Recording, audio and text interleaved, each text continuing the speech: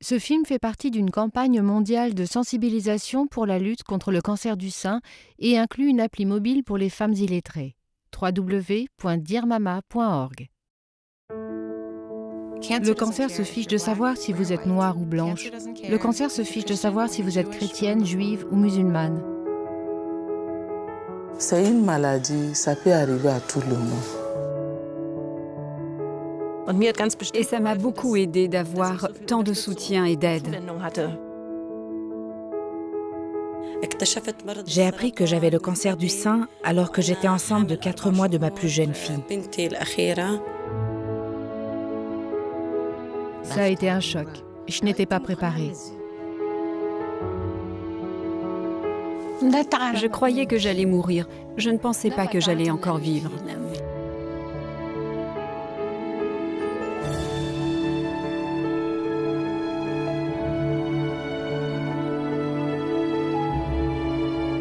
Ce film recueille les voix de femmes vivant avec le cancer du sein en Afrique, au Moyen-Orient et en Europe.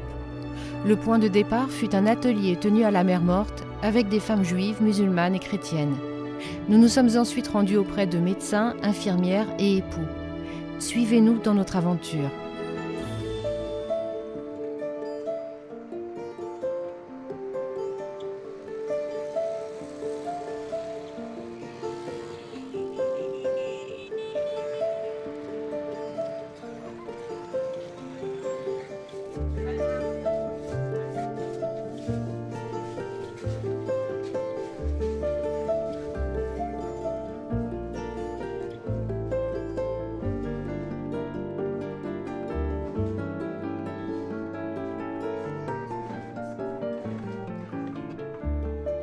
Réellement, il y a beaucoup de femmes qui viennent ici avec des signes de problèmes de sein. Chaque semaine, on peut avoir 2 cas. Voilà. Réellement, les femmes souvent viennent en consultation. Elles ne savent pas qu'elles ont un mal.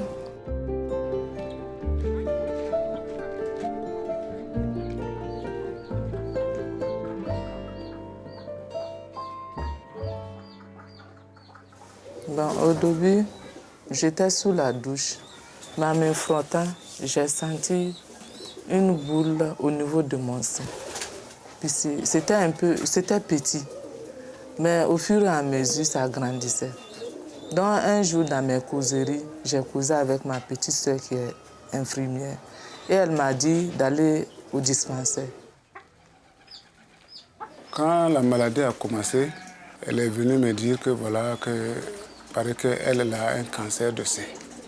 Quand on dit que c'est un cancer seulement, cancer, c'est comme une maladie qu'on ne peut plus soigner. Donc, c'est ce que moi je connais. C'est à la télé, deux fois, qu'on voit, on dit voilà, elle a cancer. Bon, c'est ce que moi je connaissais. Si ce n'est pas la maladie de ma femme là, qui m'a montré que, bon, en tout cas, il y a cancer de sein, bon, moi je ne savais pas.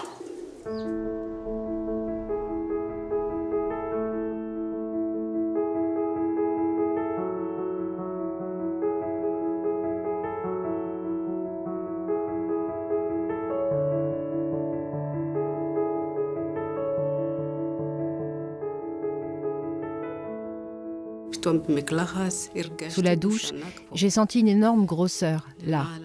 Ici, pas plus bas, au milieu. Je suis allée chez le médecin. Il a dit que c'était une boule de graisse et qu'il n'y avait pas de quoi s'inquiéter. J'avais le pressentiment que c'était le cancer. J'ai été dépistée en 2000, ça fait 15 ans. La maladie me colle à la peau. Ça vient de là, passe par là, puis là, là. Et je dis à tous les médecins, je veux que vous le tuiez tant que c'est petit. J'ai découvert la maladie toute seule. Mon corps avait changé et je m'en suis rendu compte. Je suis allée à la clinique pour faire une radiographie. À 50 ans, j'ai fait une mammographie. Et quand j'ai été invitée 3 jours plus tard à voir un oncologue, je savais que j'avais le cancer, sans vérifier davantage.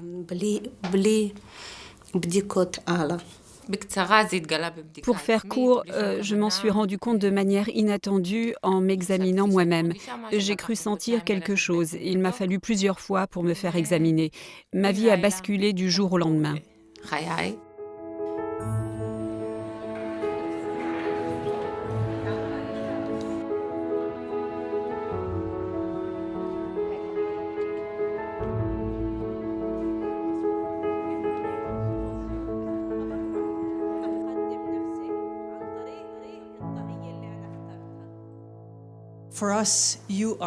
Pour nous, vous êtes des héroïnes. Nous ne sommes que des assistants. Et c'est en partageant votre histoire aujourd'hui et demain que des centaines de milliers, si ce n'est des millions de femmes du monde entier découvriront qu'elles sont atteintes du cancer du sein à un stade avancé. Et le plus important de tout, elles disposeront de modèles tels que vous pour voir que nous pouvons parler ouvertement du cancer. Ça a été le réel point de départ de la campagne de sensibilisation Dear Mama pour la lutte contre le cancer du sein. J'ai réalisé que les femmes des pays pauvres ne savaient rien sur le cancer du sein, en particulier les femmes partiellement illettrées ou les femmes très pauvres. Elles ignorent complètement que c'est une maladie mortelle si elle n'est pas soignée. Nous renaissons chaque jour. J'ai choisi un chapeau blanc parce que je suis avant tout optimiste de nature. Il a en plus un grand rebord, ce qui symbolise les larges épaules qu'il nous faut nous forger avec cette maladie. Ce chapeau me rappelle une aventure. Il a la couleur d'un chapeau de safari. Et une aventure, c'est un lieu de rencontre. Un lieu pour rencontrer des gens afin qu'ils puissent parler, échanger des informations, se donner de la force. Je pense qu'un de nos objectifs consiste à nous donner de la force et à raconter nos histoires. J'ai été opérée. J'ai ensuite subi un traitement très lourd de chimiothérapie et tout ce qui s'ensuit. Ça a été utile. Merci. J'ai subi 5 opérations en l'espace d'une année, tout en prenant soin de ma mère. Maman a aussi été atteinte du cancer. C'est ma maman Fanny. Elle a été diagnostiquée alors que j'étais enceinte de ma première fille en 2000. Nous avons été hospitalisés en même temps en 2013. Nous avons survécu à la maladie, aux hospitalisations, opérations, à la chimiothérapie. Nous avons traversé toutes ces épreuves ensemble. Je suis toujours là. Elle garde donc ses forces et nous nous complétons l'une et l'autre. Je t'aime.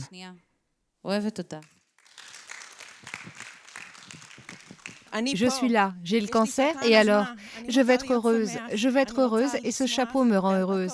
Il fait même de la musique et c'est très drôle. Et je veux danser avec vous avec l'aide de Dieu et être heureuse avec vous.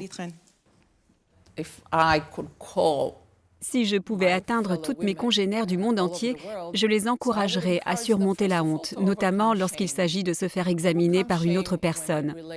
Je les encouragerais à surmonter la honte de partager leur situation avec le personnel soignant ou les personnes qui leur sont proches.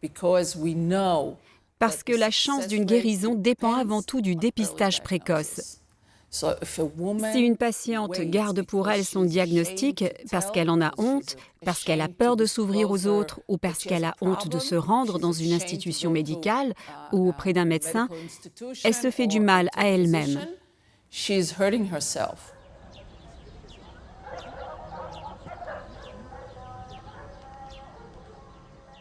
توعية مجتمعنا ونسائنا وبناتنا.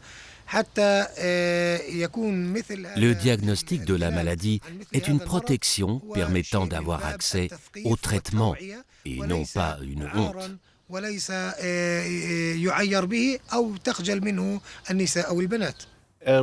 Le dépistage précoce est le secret de la guérison. Si le dépistage est tardif, les probabilités d'une maladie avancée et de mourir augmentent considérablement. Nous, les Juifs, croyons que tout être humain a été créé à l'image de Dieu et a reçu un corps et une âme de valeur inestimable. La Torah, sacrée à nos yeux, notre Bible, nous apprend qu'il nous faut prendre soin de notre propre corps.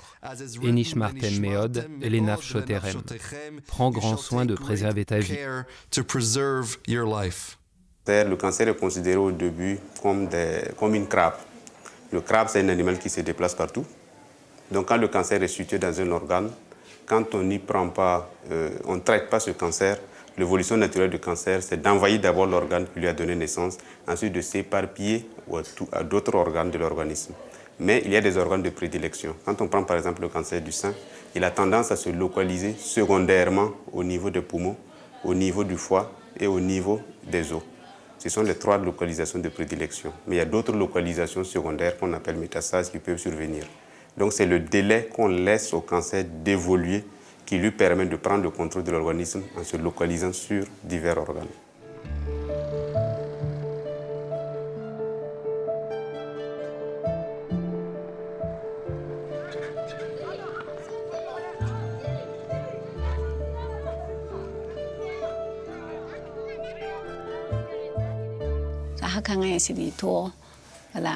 Ça a été effectivement difficile à ce moment-là. Lorsqu'on m'a dit d'aller faire les échographies, j'ai passé plus de 10 jours avant de pouvoir aller faire l'échographie. J'ai apporté les résultats au médecin qui m'a dit d'aller faire enlever le pus de la boule pour lui amener. Là aussi, c'est plus d'1 mois après que j'ai pu le faire. J'y suis allée et on m'a dit d'aller à Chifra. Là-bas, le médecin a dit qu'il va falloir enlever le sein. Et encore une fois, faute de moyens financiers, j'ai mis du temps pour aller subir l'opération. En tout, j'ai fait environ 5 mois avant d'être opérée. Je croyais que j'allais mourir. Je ne pensais pas que j'allais encore vivre. La première des questions qu'aucun médecin ne veut répondre, c'est est-ce que je vais mourir? Ça, c'est des questions qu'on entend souvent. Mais le problème des femmes ici, quand vous dites à une femme qu'elle va mourir de son cancer du sein, elle ne reviendra plus le lendemain. Elle va partir, elle se dit que c'est fini, donc elle ne reviendra pas faire son traitement. Mais on prend le temps de leur expliquer, c'est une maladie qui est grave, mais c'est une maladie qui a des moyens pour être traitée. Les moyens thérapeutiques vont tourner essentiellement autour de 3 axes. C'est la chirurgie, c'est la chimiothérapie et la radiothérapie. Il y a d'autres thérapies qu'on va appeler les thérapies ciblées que les pays les mieux organisés, les plus riches utilisent, que nous n'en disposons pas. Il est primordial de savoir qu'un traitement ne se limite pas à l'opération, la chimiothérapie ou la radiothérapie. C'est la combinaison de différentes modalités. De nos jours, la plus grande partie de notre traitement consiste à essayer d'administrer un traitement aussi simple que possible. Il est tellement mieux pour chaque femme atteinte du cancer d'être dépistée le plus tôt possible. Si elle l'entend dire par une amie ou une proche et qu'elle saisit l'occasion de se rendre dans un centre médical ou chez un médecin le plus tôt possible, ses chances n'en seront que meilleures. C'est tellement important et c'est notre devoir de le faire savoir aux autres. J'encourage les patients à poser des questions précises pour comprendre leur maladie. Parce que si eux-mêmes ils comprennent la maladie, ils peuvent être source d'informations à leur entourage. Et les voisins, et les connaissances, tout ça, viennent supporter. Même si ce n'est pas un soutien financier, le soutien moral, les encouragements, les conseils, tout ça, ça aide beaucoup à vivre avec la maladie. Non, il n'y a pas de peur. Il faut le dire clairement. Lorsque je devais aller pour l'opération, j'ai informé des voisins, les membres de la chorale dans laquelle je chante. J'ai informé tout le monde. J'ai informé toutes mes connaissances et toutes m'ont encouragée à aller subir l'opération. Elles m'ont dit que j'aurais la santé et que je serais heureuse. C'est effectivement cela. Toute la famille et les proches ont été mis au courant et ils venaient nous rendre visite pour encourager et nous supporter. Depuis que j'ai fait l'opération, j'ai eu pas mal de personnes qui viennent me visiter, prendre leur temps à venir causer avec moi. En tout cas, dans mon entourage, mes parents, mes frères et sœurs, aucun ne m'a rejeté. D'autres même venaient passer la journée avec moi, causer avec moi, pour me soulager. Et d'autres disaient que bon, avoir cette maladie, c'est pas facile. Bon. D'autres pensaient du mal. Mais bon, avec le soutien des gens, bon, nous, on a trouvé ça que c'est quelque chose qui va passer.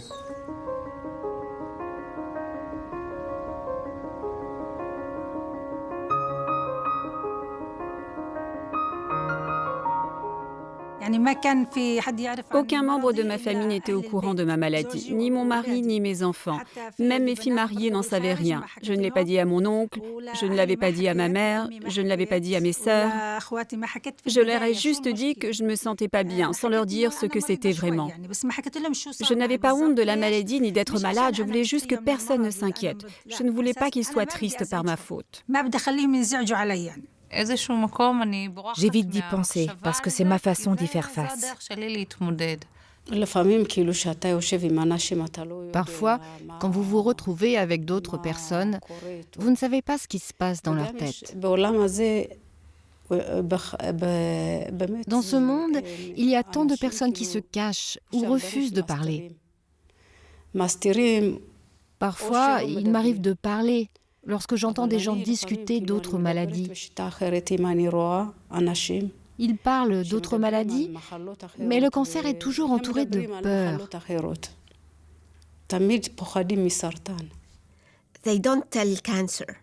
Ils ne prononcent pas le mot cancer, ils ne disent pas saratan. Ils disent cette maladie ou un autre terme éloigné, comme si le cancer pouvait de cette manière nous éviter. C'est un tabou d'en parler. Tu sais, la voisine est atteinte de la maladie, comme s'il n'y avait qu'une maladie au monde. Ils ne peuvent pas prononcer le mot cancer. C'est tellement... Et lorsque je me suis rendue en oncologie et que j'ai vu tant de personnes, je me suis dit, où se sont-ils tous cachés? J'avais l'impression qu'ils sortaient de leur grotte. Je l'ai vu, lui, et elle, et lui. Il y avait de tout, des personnes de tous âges. C'était vraiment triste. Le fait que j'arrive à parler de ma maladie et du chemin que cette maladie m'a fait parcourir me libère. Je suis délivrée de tout secret. Ça fait du bien de lâcher du lest, de partager avec des amis, avec le personnel soignant, avec les médecins, avec un prêtre ou un imam, avec n'importe qui, et d'en parler. C'est ce que nous ont appris les femmes atteintes du cancer du sein, qu'à partir du moment où elles se sont confiées, où elles ont avoué être malades, avoir peur, avoir des angoisses telles que « qu'adviendra-t-il de mes enfants ?», elles se sentent beaucoup mieux. Je n'ai pas l'impression de pouvoir dire non en parlant, mais ça me donne une grande liberté et ça me fait du bien de pouvoir en parler et de sauver peut-être des vies en partageant mon expérience.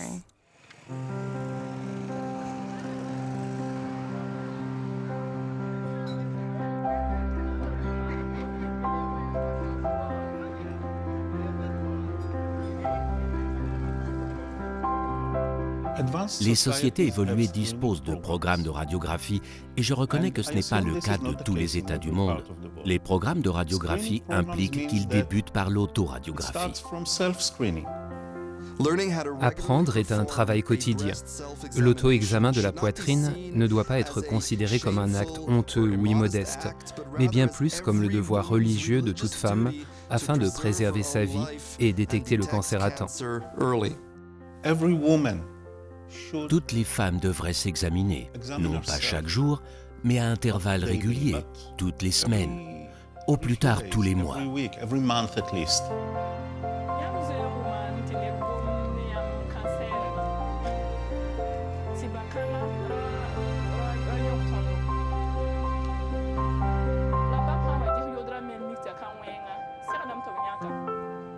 On met la main derrière la tête, comme ça, et puis on essaie de palper les cadrans. On divise le sein en 4 parties, et puis on palpe au niveau de chaque cadran pour voir s'il n'y a pas de boule. Et puis après, on met ici aussi, on palpe pour voir s'il n'y a pas un problème. Tout ce que je peux faire, c'est dire à mes amis et à leurs proches de contrôler régulièrement leur poitrine et de se rendre à l'hôpital si elles sentent un nœud.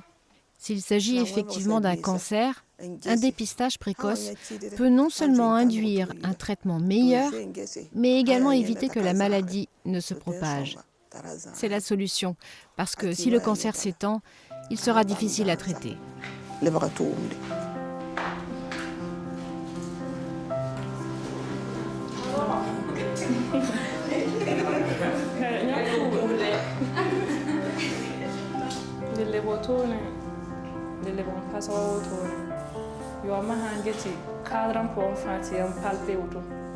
Je sensibilise les femmes qu'on reçoit ici, du cancer du sein, comment il faut prévenir ça. À la maison, même ailleurs, mes copines, je les dis, en tout cas, il faut prendre le cas assuré parce que c'est un mal qu'on ne peut pas soigner facilement. La vérité, c'est que les femmes ne s'occupent pas suffisamment d'elles. Elles prennent soin de leurs enfants, de leur époux, de leur famille entière, mais pas d'elles. Et c'est une grave erreur.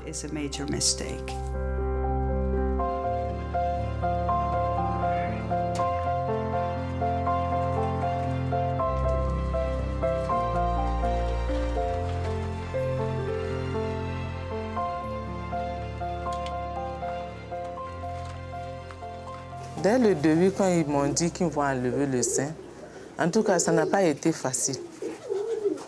Je me suis posé tas de questions. Mais entre-temps, j'ai laissé tomber. Puisque la maladie, ça vient un jour, mais ça ne part pas le même jour. Bon, en me disant que quand on va enlever le sein, je vais avoir la santé. Ils m'ont dit que c'était bien de l'enlever pour que j'aie la santé. À la veille de l'opération, ma femme et moi sommes allés passer la nuit à l'hôpital. À 4 heures du matin, sur ordre des médecins, je l'ai réveillée pour qu'elle se lave. Après cela, on lui a donné de quoi s'habiller. C'est vers 11 heures qu'elle est entrée pour l'opération et ressortie vers 14 heures. J'étais assis dehors devant la salle, puisque je n'étais pas autorisé à entrer dans la salle d'opération. Elle dormait encore lorsqu'on l'a fait sortir et la conduire dans une autre salle. J'étais à ses chevets jusqu'à ce qu'elle se réveille. Je lui ai demandé ce qu'elle souhaite manger et je le lui ai acheté. Comme j'ai subi ça et je ne suis pas morte, j'ai l'audace pour encourager les gens. Si je vois quelqu'un qui est dans la même situation, je l'encourage. Je lui dis « Aie courage, regarde, j'ai fait enlever le cancer pour moi, je me sens bien. » Même à l'hôpital, lorsque je rencontre des femmes qui viennent pour l'ablation du sein, elles me demandent « Madame, vous l'avez enlevé ?» Je dis « Oui, voyez, je l'ai enlevé. Et me voici en bonne santé. Ayez du courage, ça va aller. » C'est ainsi que j'encourage les autres.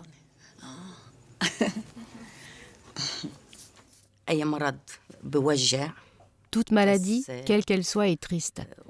Mais le cancer, qui attaque la féminité de la femme, est plus douloureux, plus épuisant. La tradition veut qu'une femme soit considérée comme une mère. Si elle n'est pas en mesure d'allaiter, si elle n'est pas en mesure d'avoir des enfants, elle n'est plus femme. J'ai toujours été fière de mon apparence. Tout était à sa place. Et soudain, j'ai compris qu'il me manquerait un sein. Ça a été un véritable choc. Et je me suis sentie très mal.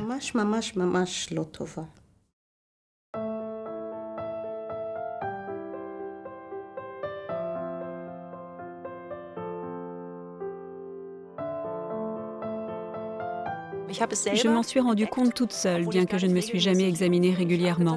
J'ai soudain remarqué qu'il y avait quelque chose et je suis allée consulter un médecin. Il m'a tout d'abord dit que ce n'était sans doute rien de grave, mais le contraire s'est avéré. Ça a été un choc.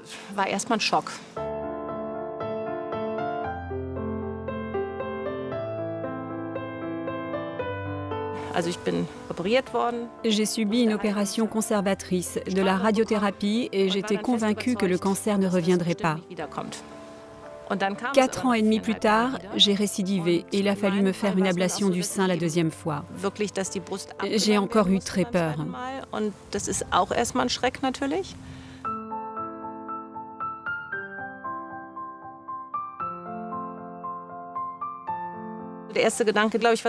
Ma première pensée a été, je crois, de me dire que ce fichu cancer devait foutre le camp et que si l'ablation d'un sein en était le prix à payer, alors d'accord.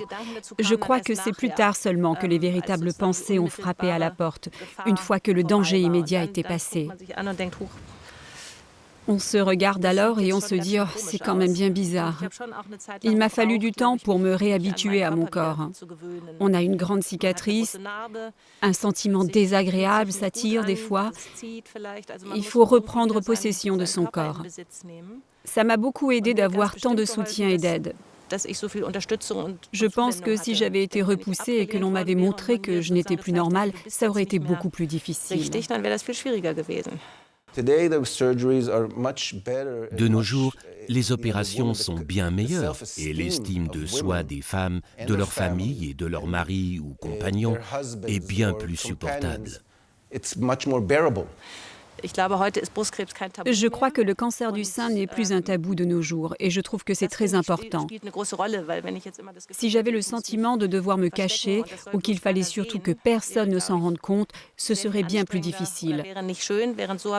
De la manière dont ça se passe, j'ai l'impression d'être comme je suis et que si ça dérange quelqu'un, eh bien c'est son problème. Je ne dois pas m'efforcer de ressembler à ce que je ne suis pas. Le cancer nous a pris notre poitrine, nos ovaires, mais notre âme est toujours là. Notre sourire est toujours là. Allez, prends nos cheveux, mais tu sais, ils repousseront plus fort, même sans couleur. Je savais que mes cheveux allaient tomber. Et j'aime mes cheveux, alors je me suis dit, comme on dit en arabe, les cheveux, c'est comme la couronne d'une reine. Alors perdre ses cheveux, c'est un gros problème pour nous. Que faire? J'ai lu les témoignages de femmes formidables qui se sont rasées la tête. Une femme arabe n'oserait jamais, mais je l'ai fait. Je l'ai fait, j'ai demandé l'aide de ma sœur pour m'apporter la machine et je l'ai fait moi-même. Comment a réagi mon mari? Je ne lui ai pas montré au début. Et dans la nuit, je me suis dit, pourquoi être stupide? Dis-lui, qu'est-ce que ça change? Alors je lui ai dit, et il m'a demandé de lui montrer. Et il m'a dit, tu es aussi belle qu'avant. Je devrais porter un chapeau quand ma fille se mariera? Mes cheveux ont toujours été longs pour les mariages. Et maintenant? Alors elle m'a dit, tu sais quel foulard tu porteras? Tu seras magnifique.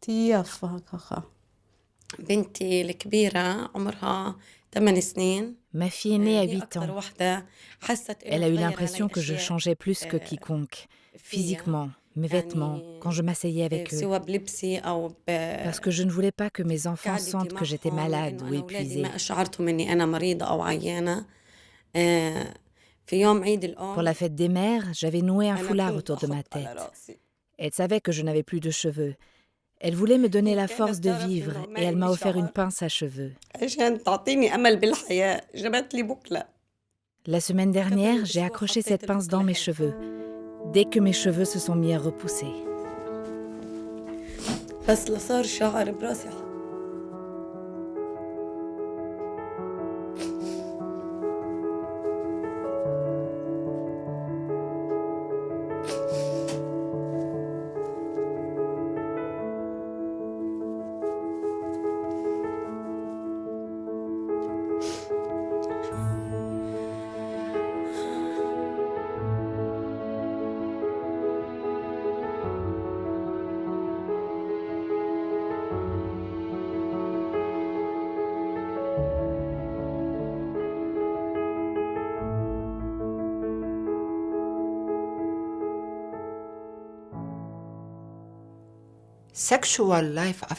La vie sexuelle après le cancer, personne n'en parle.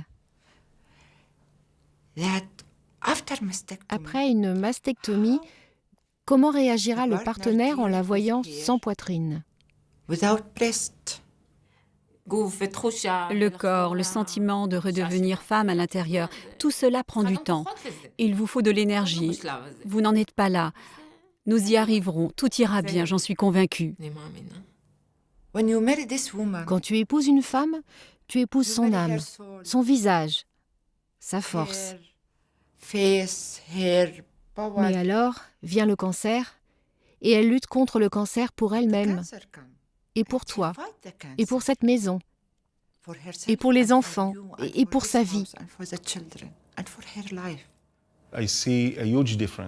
Je vois une différence flagrante entre les femmes qui reçoivent l'aide de leur famille, de leur époux, et celles qui sont seules. Une différence considérable. Elles ont de bien meilleures chances de guérir et de surmonter la maladie. Pour un mari, en tout cas, qui comprend que le mal de sa femme est son mal, normalement, il doit la soutenir dans sa maladie. Financièrement, moralement, tout.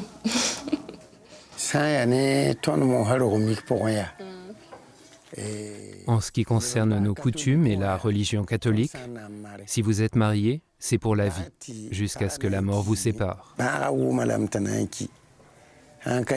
Selon les coutumes, chez les Mossé, tu n'as pas le droit d'abandonner la femme sans motif valable. Et la maladie n'en est pas un. C'est parce que c'est la femme qui est malade. Et si c'est l'homme qui est malade, est-ce que la femme l'abandonnerait? Nous avons eu 5 enfants ensemble. Un est décédé. J'ai 3 petits-enfants. Alors, si j'abandonnais ma femme, je m'aurais abandonné moi-même. Oui, je m'aurais abandonné moi-même.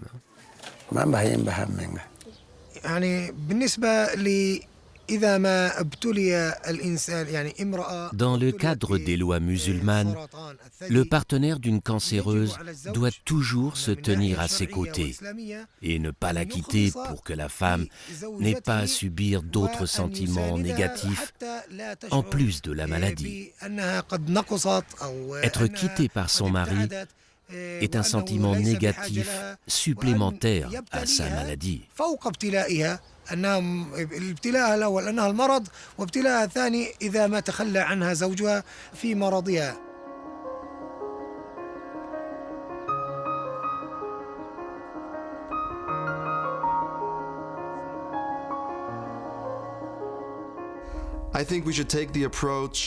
Je pense qu'il faut se faire à l'idée que c'est la réalité.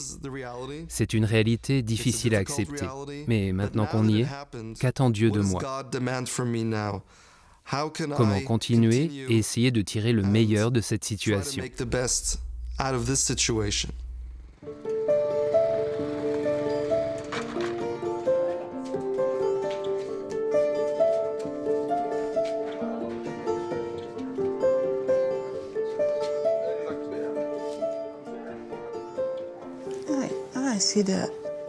En réalité, même ma mère, donc sa grand-mère, a eu la maladie. Sa grande sœur et sa mère biologique en ont aussi été victimes. Elle est donc la 4e victime. Lorsqu'on a rappelé tout ça, j'ai eu peur. Elle aussi a eu peur. Donc nous avons maintenant toute peur dans la famille.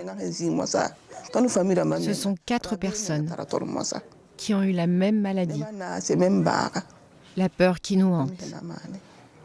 Dans 10% des cas, le cancer du sein est lié à un problème dans la famille. Et ce problème, on est avec. On n'est pas avant d'acquérir ce problème, mais dès qu'on est né, on est né avec parce qu'on hérite ce problème de ses parents. Ma maman a un problème de sein. Bon, c'est ça qui me préoccupe beaucoup.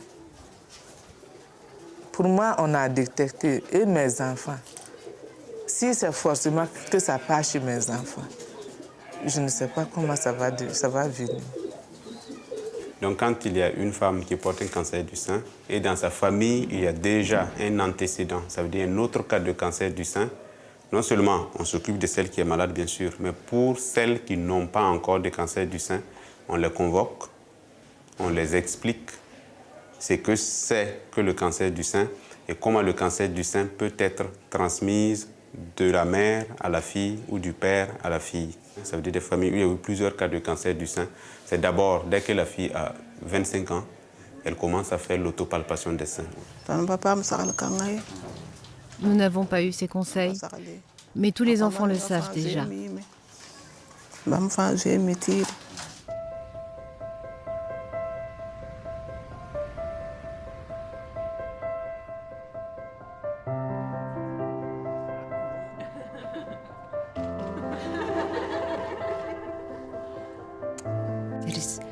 Il existe un langage international entre les femmes qui luttent contre le cancer.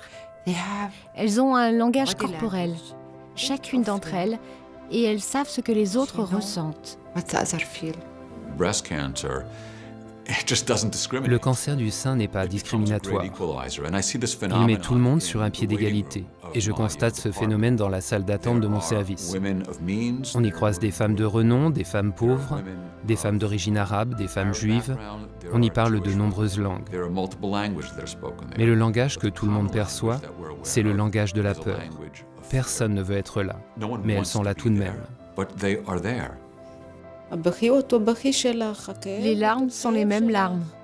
La tristesse est la même tristesse. Et vous vous sentez liés. Nos cœurs deviennent vraiment connectés.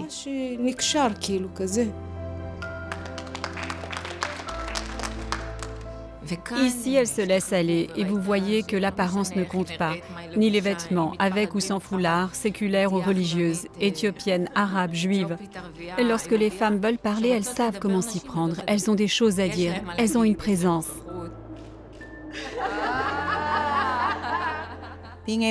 Être capable de rencontrer ces femmes ici et constater que nous partageons tant de choses en commun. À la fin de la journée, nous ne sommes que des femmes. Et je suis prête, je suis ouverte, je veux écouter, je veux entendre ce que les autres femmes ont à dire. Et j'ai pu m'identifier à leurs histoires.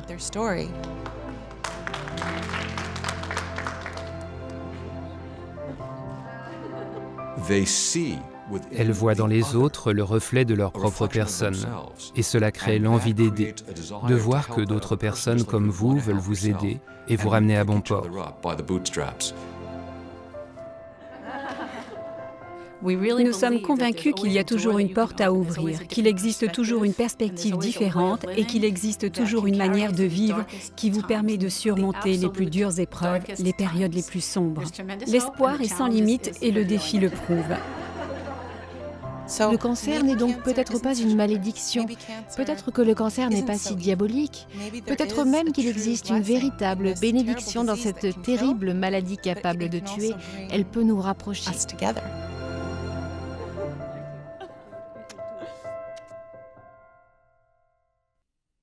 3 ans plus tard.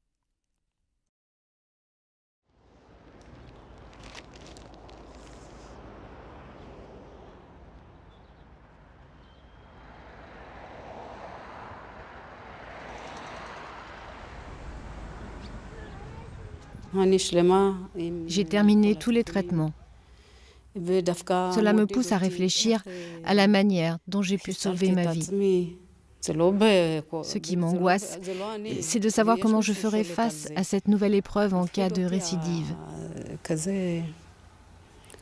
Mais je me dis que si j'y suis arrivée une fois, j'y arriverai une nouvelle fois. J'espère que le cancer ne reviendra jamais. Mais oui, j'ai peur.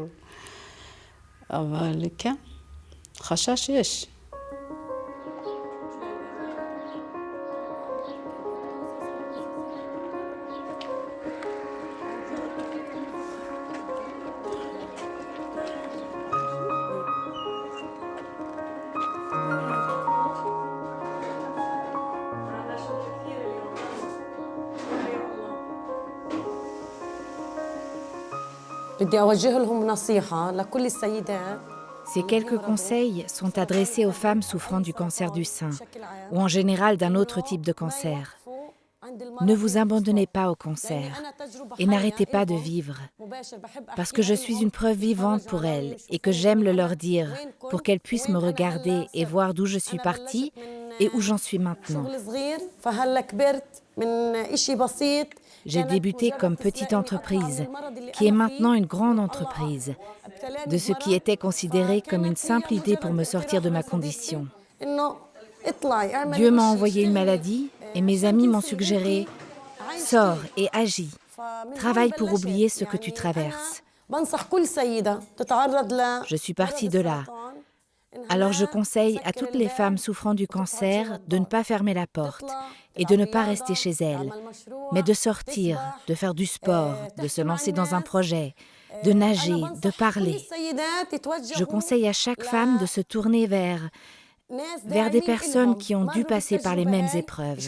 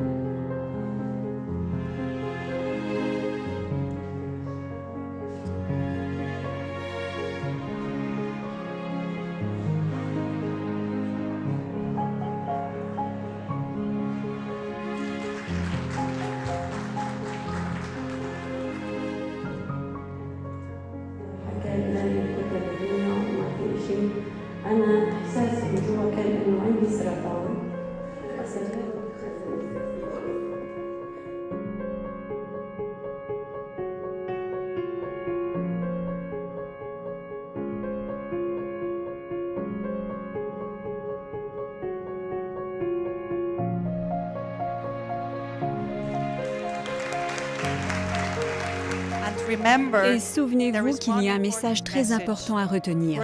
Si le cancer du sein est guérissable, la honte peut tuer. En mémoire de nos amis qui ont succombé au cancer pendant le tournage de ce film. C'est en votre honneur, pour vos familles et pour les millions de femmes que vous pouvez avoir sauvées. Nous sommes profondément reconnaissantes aux femmes courageuses qui ont partagé leurs histoires, leurs batailles et leurs espoirs.